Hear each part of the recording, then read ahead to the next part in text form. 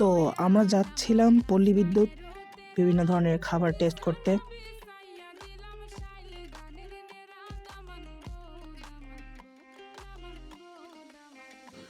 ফার্স্টেই ঢুকে চারপাশ ঘুরে দেখছিলাম খাওয়ার মতো কি আছে এবং আশপাশ দিয়ে ভিউ কেমন। এখানে ছিল প্রচুর পরিমাণে খাবার আইটেম, যা দেখে আমাদের জিভে পানি চলে আসছিল এবং পেটে খিদে।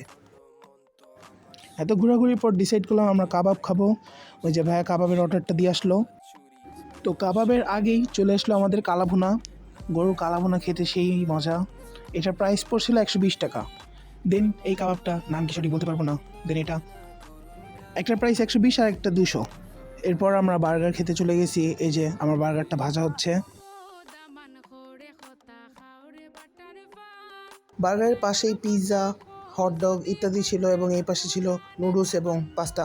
তো এই যে আমাদের বার্গারটার দাম নিচ্ছে 60 টাকা। এরপর দেখি ভাই ঝালমুড়ি আনছিল। ঝালমুড়িটা মোটামুটি, বাট দাম অনুযায়ী একটু কেমন যেন আর কি। দাম ছিল 60 টাকা।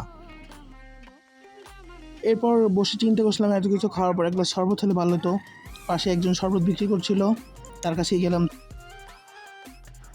যে ভাই শরবত তৈরি করছিলেন, আমারটা ছিল পুদিনা পাতার শরবত এবং ভাইয়ারটা রেগুলার লাচ্ছি।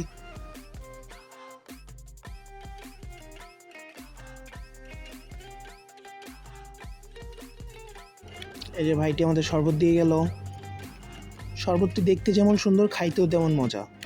এটিও ছিল মাত্র 20 টাকা। এরপর পাশে এক ভাই মোমো তৈরি করছিল। মোমোগুলো দেখে খুব লোভনীয় লাগছিল, তাই আমরা গেলাম মোমো খেতে। আর এর পাশেই ছিল নল্লি হালিম। এটা খাইতে পারিনি কারণ আমাদের পেট প্রচুর ভরা ছিল। এই যে চলে এসেছে আমার মোমোগুলো খাইতেও তো টেস্ট না, দাম নিচ্ছে 160 টাকা। এটাই আমাদের লাস্ট ছিল। এরপর আমরা বাসায় চলে যাই।